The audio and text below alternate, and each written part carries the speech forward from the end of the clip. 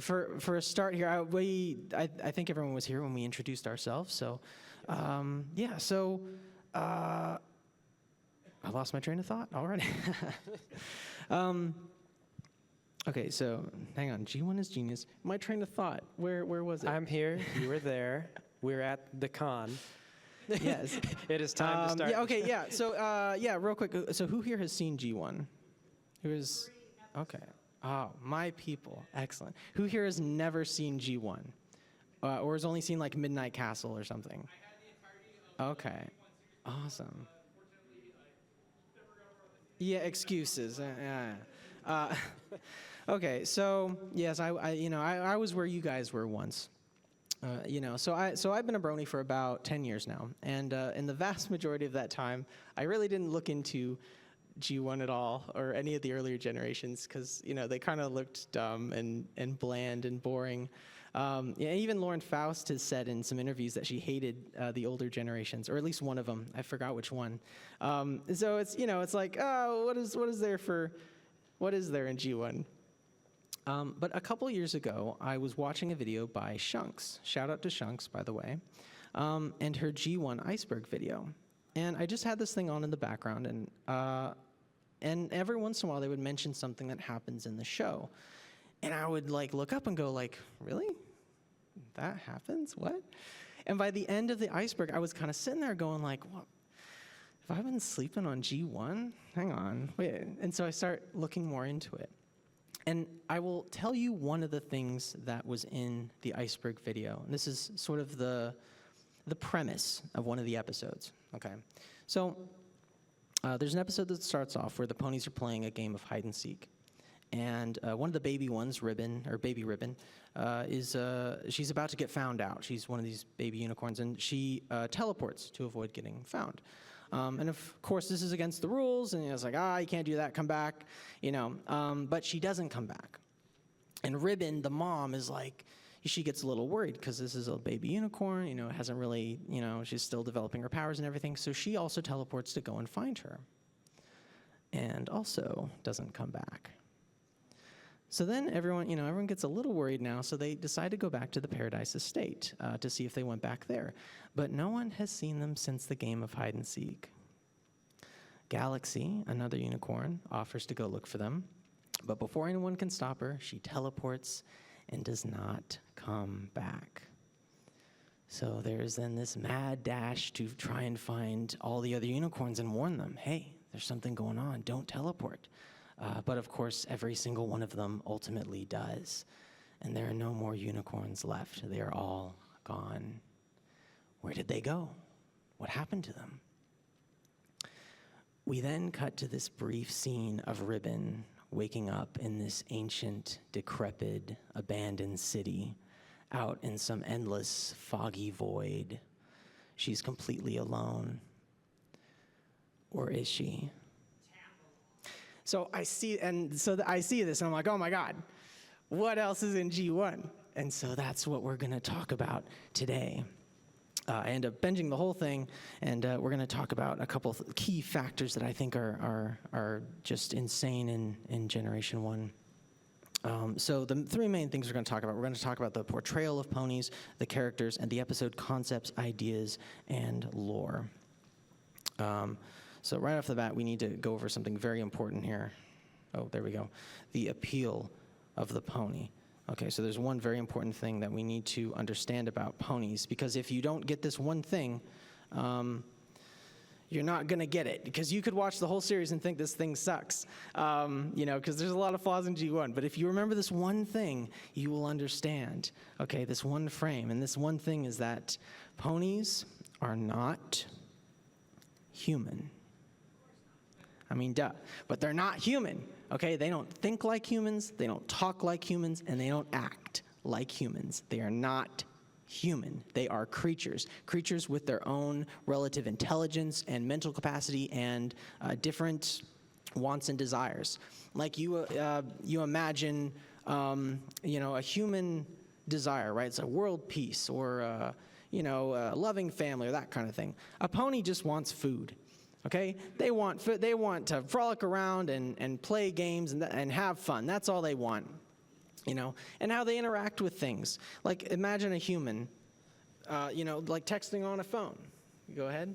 Oh, sure. Text on a phone. Who do you want me to call? Just, just do you have- simulate texting. Do you have as a human. romantic partners on? There we go. I'm gonna tell him what. Very you're doing. human, right? Thank you very much for the demonstration. I couldn't even get to the text part. It looked convincing. I believe it. So very human. With the pony, they're like, it's not working. What am I going to do? They don't know anything. That's how I was just a second ago. Exactly. You're ruining my case. No. So you've got to remember, ponies are ponies, and they're not human. Okay.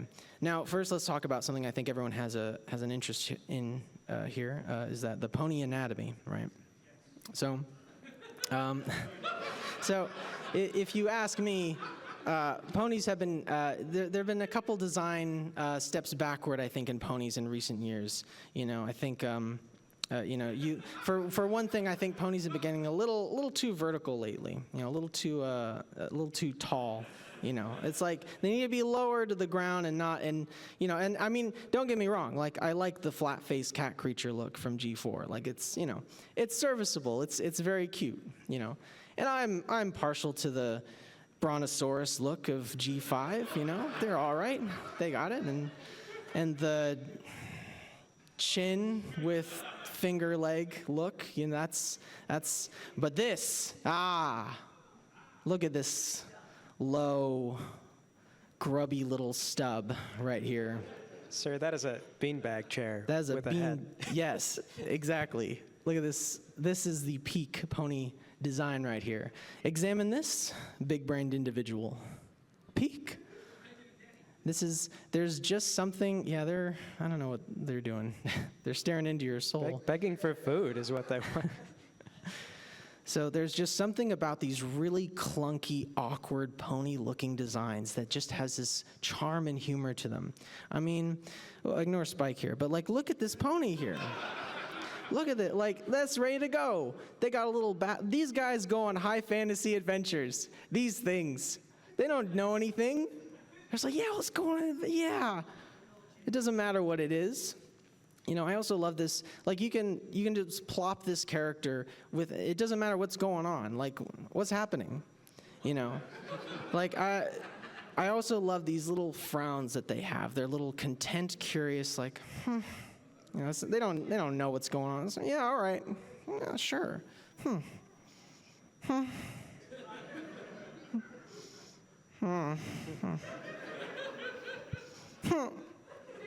Very, very pony, And then we've got the pony voices. So again, in recent years, I think again, maybe a couple missteps with the pony voices. To me, it just sounds like beautiful sounding people, really, I hope Andrew's not in the room. But they just sound like beautiful sounding, normal human people. Okay, this is what proper ponies should sound like.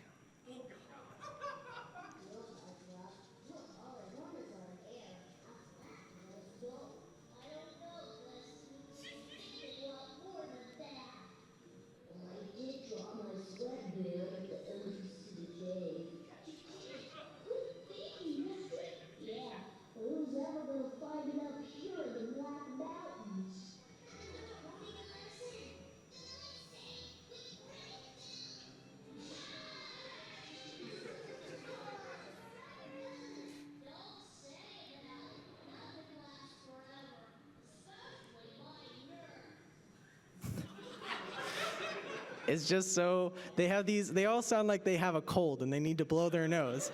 Just these grubby, dumb, stupid little voices. And they just fit with these boxy designs. And again, the creature, they sound like creatures.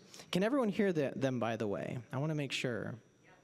Okay, wonderful. There's plenty more audio to come, so. Oh, there we go. So let's talk about ponyisms. So yes, ponyism is very important. So ponies are very, oh goodness. Oh, I guess I planned some stuff out, I guess. So ponyism. So ponies are very curious, very friendly, and childlike. They're very brave and dumb and pathetic. Look at this one.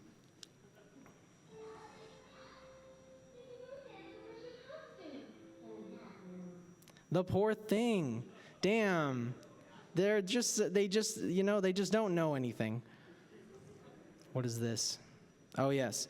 They're also extremely incompetent. I'm just going to play this clip, and we'll discuss it afterward.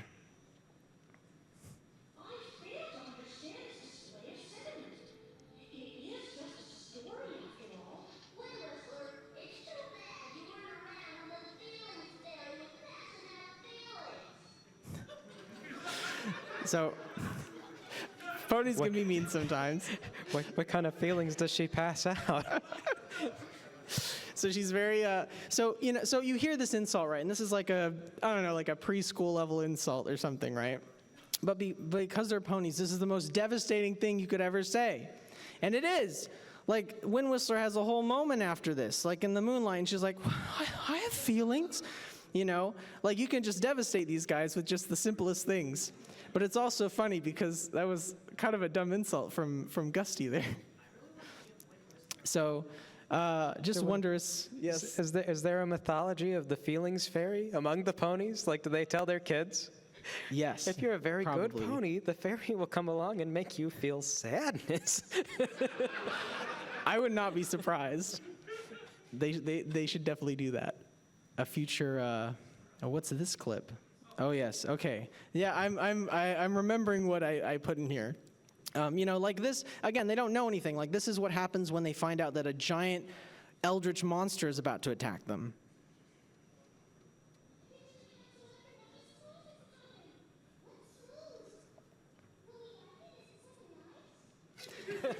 They're all, again, they just like playing and running around and eating food. That's nice, this moose. Maybe that pony got tricked one time. Everyone's like, you gotta run, all the chocolate covered strawberries are coming. Just like, I'm not falling for that again. Am I gonna like them? Possibly. That Fizzy is very airheaded, so that is a possibility.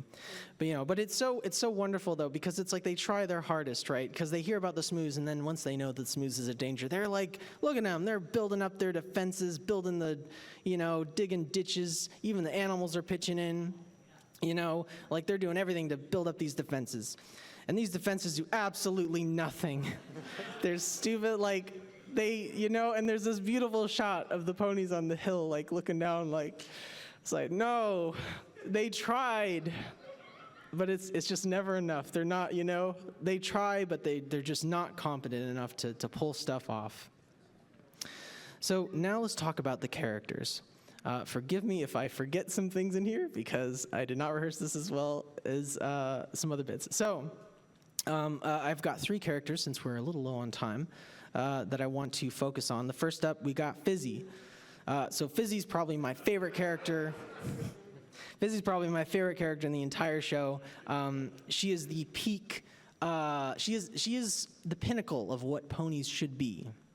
She is extremely friendly and kind. You saw a bit of her just now, but she's also airheaded and kind of dumb, which is great for a pony. Again, adds to that charm. But she's always very friendly, and this is just a little compilation of her, some highlights of her that I rather like. We're little ponies. Say hi to the bush woolies for me, and I'm going with you. Unicorns are good luck. And good company, too. What's Smooze? Will we like it? Is it something nice? What's wrong with you? Well, I've never tried to make such big bubbles, Megan.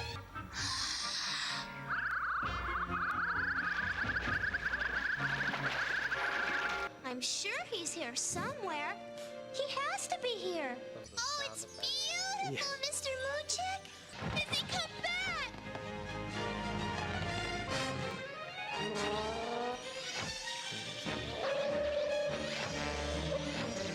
Gee, I don't see why a little pony can't be enthusiastic once in a while.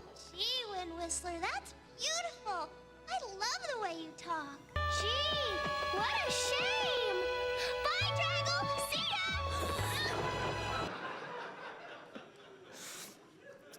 So that's Fizzy, absolutely wonderful. I love her color scheme. I love her red eyes. I think that's just kind of an interesting thing for a very positive, good character. maybe she has rose-tinted glasses, maybe. Speaking of which, those are gemstones in her eyes, as that's a trait of the twinkle eye ponies. Why do the twinkle eye ponies have gems in their eyes, you ask? Well, we'll get into that later when we talk about the lore. But yeah, absolutely fantastic. And this is something that really surprised me when going into G1 is that all the characters are actually very distinct from each other. Like you always hear about Applejack and Twilight and Firefly, each of whom have like 5 lines in one short, the Midnight Castle special. And these are the most like memorable characters, even though there's like 20 plus other characters with like, all this chemistry with each other. But you absolutely love Fizzy, favorite character in the show. That said, we got Shady, who might be the best character in the entire show. So Shady is absolutely pathetic. She's the Eeyore of the group. Actually, if I'm sure you're all familiar with Mentally Advanced, very similar to the yellow one, actually. That's the kind of character we're talking about here. So we'll dig into what she's. I hope you won't get too annoyed with her. Can I go with you? I never get to go anywhere. Oh no, Shady's nothing but bad luck. Something must be wrong. Something doesn't have to be wrong, Shady. I've never been very good at polo. If only I hadn't been so overly sensitive. Maybe it's going to rain. Maybe we'll get all wet and catch pneumonia. Oh, I knew you shouldn't have come. It's all my fault, I know it. Yeah, it is. You're bad luck. We can't find them. I tried, I really did. We looked everywhere honest. Now I'm not only useless, but I'm a deserter besides. But where's here? We're lost, I just know it. We're not lost, Shady. Relax. Even Shady gets annoyed, or even Fizzy gets annoyed with Shady. It's great. Everyone gets annoyed with her. They're always like, she tries, but she's just so pathetic and useless. So I absolutely adore Shady, and I think she has a lot of potential to grow too as a character. So next up we got we have more Shady here. Another reason why Shady's great. So she has this little subplot in the movie where she basically is tasked with finding Baby Lickety Split, and then she doesn't find Baby Lickety Split, and then Baby Lickety Split just comes back on her own. And so we have literally like a whole side plot that just goes nowhere and is just filler. But these are also some of the best scenes in the movie. We'll never find Lickety Split. Never. Everything looks like everything else. Yeah, everything. Oh, what if the Smooth got him? The Smooth got him? Oh, no. It's not for sure, Bushwoolly. Come on, we have to keep looking. Yeah, keep looking. I'm sorry, Bushwoolly. I didn't mean to make you cry. You cry, I cry. I'm sorry. I'm just sad. We haven't found Spike and Lickety Split. I guess I'm a failure. A failure. Yeah, you failed. Oh, yeah. You have to agree with everything I say. So even Shady gets annoyed with Shady. It's great. That thing that she was talking to is called a bushwoolly, by the way. And their whole gimmick is that they repeat and agree with everything you say. So I think it's just really funny that Shady almost like starts giving herself confidence because she's just arguing with herself almost. But yeah, absolutely wonderful. But then, next up we got Whizzer. I'll get this out of the way. Yeah, her design kind of sucks. It looks like she has a Tide Pod on her head, but that's okay because everything else about her is great. So the writers for her were like, Whizzer's the fastest pony. Okay, she's the fastest flyer. But she doesn't just fly fast. She also thinks fast and she talks fast. And then they also gave her like this weird nerd voice, and the result just sounds like this. Where in the world have you been? Have you heard about the kidnapping? Come on, you can be with me. It's okay, I found the seashells. Now what's next? The book with the red cover. Okay, let's go back to Paradise Estate and check the library. It was a great idea. It was? Oh, wow, look over there. Hey, what are the Bushwoolies doing here? I don't believe it. I'll check it out.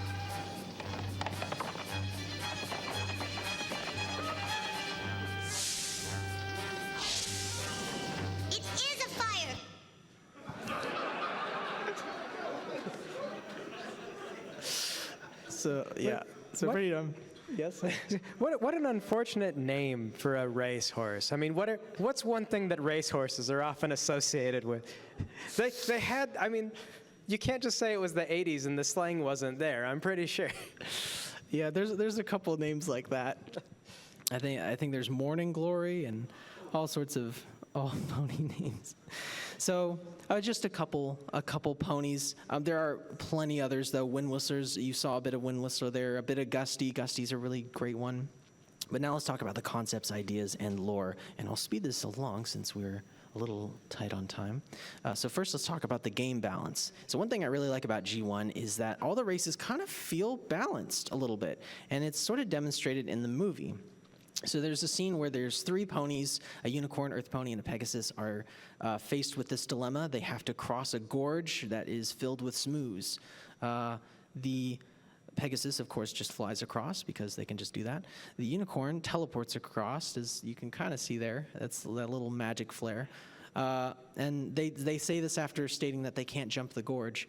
And then the earth pony clears the gorge with humans on her back.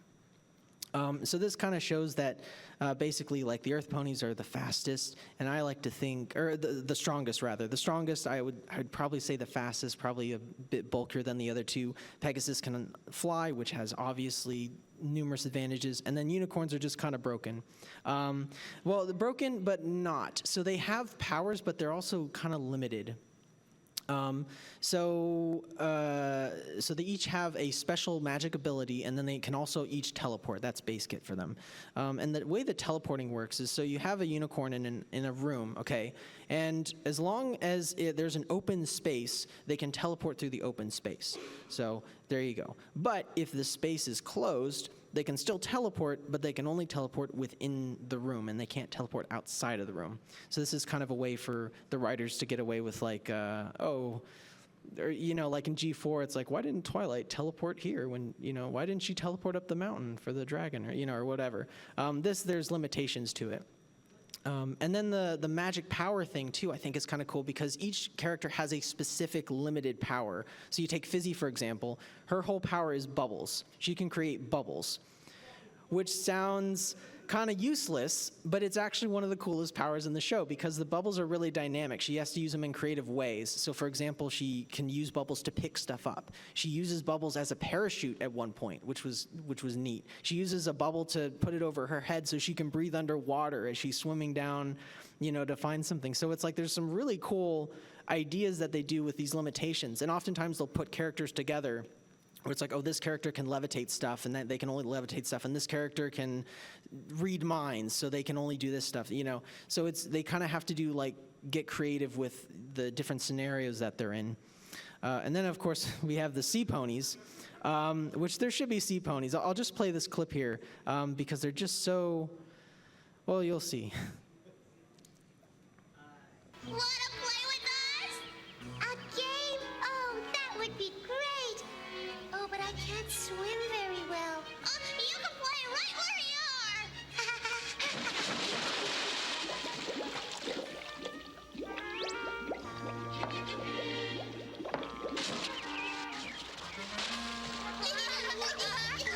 Go, Sunshower. That's it. Hit it, Water Lily. Get that. Oh. Oh, I get it now. I'm being used as a goalpost. They're cheeky. I love it. So I love the idea that you just have these baby sea ponies, like, just inhabiting the lakes and rivers of Ponyland, and they just have these stupid little floaties as well, for some reason. Ooh. Ah. Yep. They. This is like their stupid little float. This is like saying, why do people have stupid chairs? They get tired. I guess that's fair. That's fair. I like to think because these are the baby sea ponies, so they have trouble swimming. So, you know, and then when they grow old, they go and migrate to the ocean. You know? So then we've got the stakes. So the stakes in My Little Pony G1 are actually pretty high.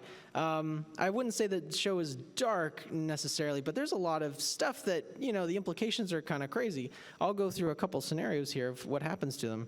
So the ponies, they get captured, they get almost impaled to death, they fall to their death, frozen to death, dehydrated and dried out to death, turned into stone, turned into glass, eaten alive, drowned in mud, drowned in lava, turned into hideous, mindless monsters, almost crushed to death, captured and enslaved, hentied to death, the aged to death almost caramelized to death. This one almost dies from her mom's shoes being separated. That's what the episode was. And then you've got the concepts. Okay, so first let's talk about the smooze. Okay, if you think about it, this is kind of like insane. This is like an insanely cool concept. This is essentially a flood. Oh, excuse me, a flood. Okay, and already a flood is terrifying, but this is a sentient flood. So this flood is out to get you. It's out to murder you. Okay, so you imagine, and this is in My Little Pony. Like this thing is terrifying, and like I just imagine if they redid Pony at some point or redid G1, you could literally go all in on this thing, and it would be just a nightmare. You can't stop it, you can't kill it. It's got so many heads. This thing is just unstoppable, and it's such a cool, like eldritch monster idea, and it's in My Little Pony. That's true as well. Then we got another idea, and this is, I just love this concept. I'll just play this. This is basically the ponies, they're very bad at fixing things at their house, so they decide to get some paint that magically fixes things when they paint it. But the paint turns everything to life, so all the furniture comes to life, and then the furniture kicks the ponies out of their house. And it's great. What's going on, Paradise? The whole place is getting so pushy. Oh, yeah! Come on, what's it? Watch it! Don't trample the petunias! Sorry, I'll be more careful. Lay off! The roses don't need much water. Okay. This nag doesn't know what to do. She only gets in the way. I say get rid of her! I'll do better, I promise! But that's our home. Not anymore, sweet stuff. Not anymore. It's great. And then, of course, we have the Twinkle Eye ponies, and I'll try to make this quick. So the Twinkle Eye ponies, as I mentioned before, so this is in the comics, which are actually also really whimsical and all sorts of crazy ideas. But basically, there's Applejack of all ponies. She's walking around, and she stumbles across this cave. She's curious, so she goes inside, and she finds this open cavern and all these gemstones. And in the middle of it all, you have this wizard. And he's sitting on his throne of gemstones, and surrounding him are all these ponies mining gems. And he says, "Welcome to my gem cave. You are now my slave and will mine gemstones for me." So he enchains Applejack and sets her to work. And as she's working on the gems, she talks with some of the other ponies, and they're like, "Try to escape now while you still can. Like we've been down here so long that the sun burns our eyes. We can't see when we leave the cave." And Applejack is horrified by this, so she's like, "I'm not going to take this." So she breaks her chains, rushes to the throne, and smashes it to 1,000 pieces, which go all over the place. And the wizard tumbles into the abyss, never to be seen again. And Applejack's like, "Come on, everyone, get out of here, follow my voice." And they all follow her into the sunlight. And when they emerge, the ponies that were enslaved there, they have all these gems in their eyes. And because of the little fractures in the gemstones, they can now see in the sunlight for some reason. And as Shunks put it in her video, it's like the gemstones are, a symbol of their salvation, but also a constant reminder of their time with the wizard. Metal. That's such an insanely cool, whimsical little tale that you would never see in a modern pony series. So. Be a good G4 plot to show what kind of differences, why people need certain things to get through life. Sure. Yeah. Ponies, they need those gems to see. Yes, and I think you might see that in G4 or any other thing if they had crystal ponies to sell. that's true. Yeah, it's possible. Oh, yep, that was part of those are the twinkle eyes right there. You see some of them. But something else I like, and I'll just let this play for a bit. There's a character called Sweet Stuff, and she's the cutest, sweetest character in the entire show. But she's a twinkle eye pony, which means if this is, canon, she was once a slave. And I like to think like this opens up just a bunch of cool story ideas where, maybe, if you have like the sweetest, nicest pony, but if you ever brought up the wizard or anything, she would just kind of go quiet or just like leave the room or not talk, And then her hair's all messy, and I like to think that like she doesn't comb it because if she combs her hair, she has to look at herself in the mirror, and she can't bear to look at herself because of the eyes. So I don't know, but G1 is just full of stuff and potential that you could do with things like that. So, but yeah, and that's it for the G1. A little taste in the time that we have. Thank you. We have some, I mentioned before I do YouTube, we have some, I have some YouTube stuff, and oh goodness. Yes, we have, one of these is, no,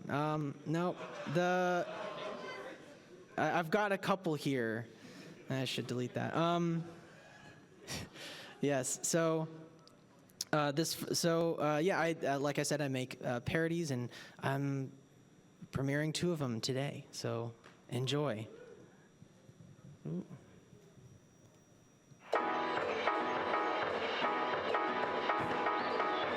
Wait.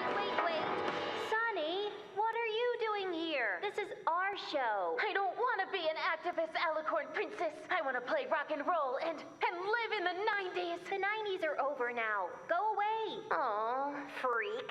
Ugh. Fluttershy, what are you doing here? You're supposed to be dead. I'm Posy. Posy? What are you doing here? We ended racism in the movie. What? Go away, freak. Minty, what are you doing here? With one of your socks on your head. I was trying. Freak. Posy, what are you doing here? This is our show. No, I'm Bonbon's mom, dear.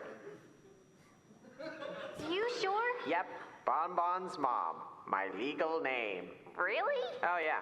It was kind of weird for the first half of my life, but after having a second daughter, it all came together, Oh. Yeah, life does that sometimes. Neat.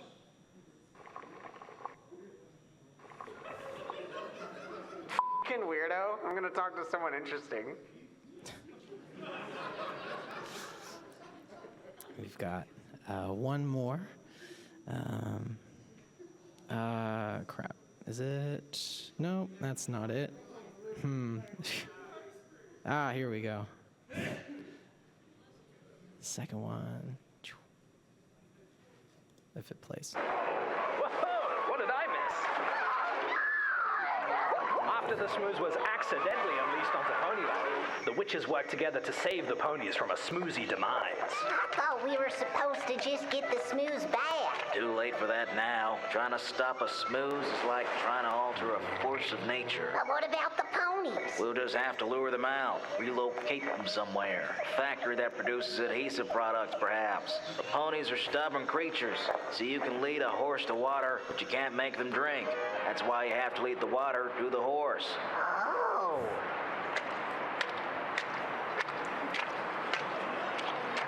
Help me with this.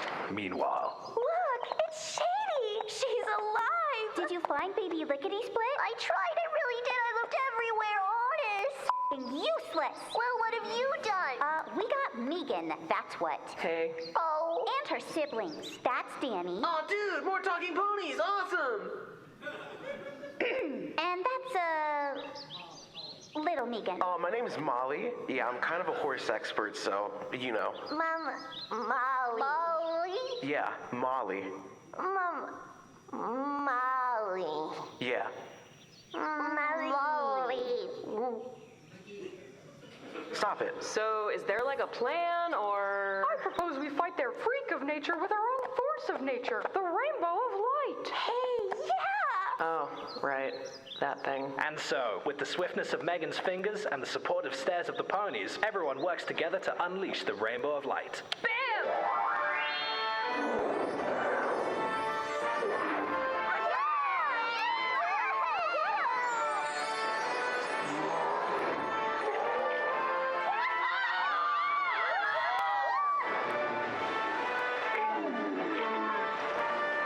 Get on with it!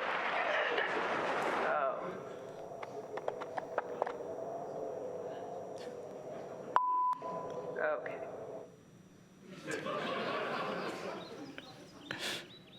Drink. So there we go. Yeah, thank you all very much. We have 3 minutes. If there are any questions or anything. No. Oh, yes, in the front. What are your thoughts on Majesty?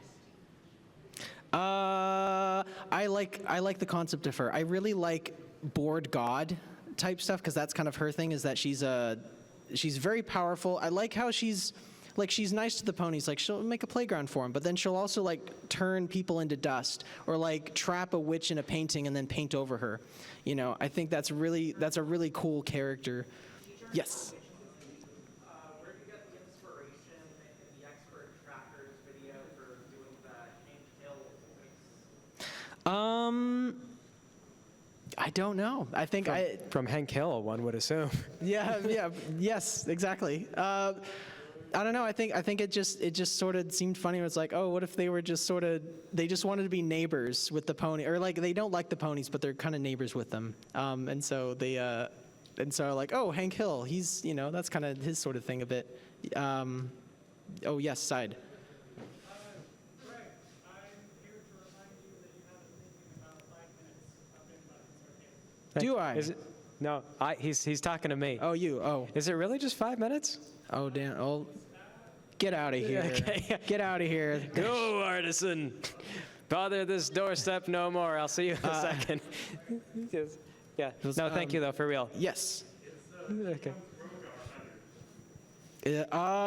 We'll see. I have thought about Tambalon. I'm doing some Tambalon stuff, so we'll find out. In the front?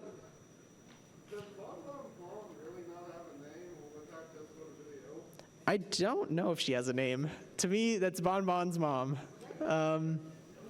Yes, in the front there. So you have a lot of callbacks. Do you tend to wait until you see what the latches onto, or do you have a process on making a lot of videos at once and then doing like a through line of concepts for characters? So when it comes to running gags, I typically just a lot of time I will, maybe this isn't the best writing advice, but I will make stuff and then I'll kind of leave it open-ended. So then in time I'm like, oh, I have that thing I can use now and do this. And sometimes it just sort of works out. My mind's blanking on a specific example in the G1 stuff. But yeah, there's some like the vegan where it's like, where Heartthrob, her whole motivation is she wants to be part of the group, and it doesn't matter if they're captured or about to get destroyed or whatever. She just wants to be a part of the group, and she likes eating meat. So when the Ponies versus the French came along, she just wants to fit in with the French who have captured her. It's like, ooh la la, right?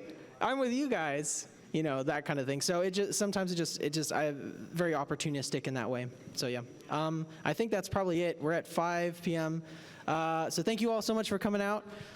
Yeah, and special thanks to Greg for emotional support. Yeah, thank you for having me. I hope you felt. Yes, you felt I am. sad. I feel relieved, and thank you. Yeah, adequately. You did your job well.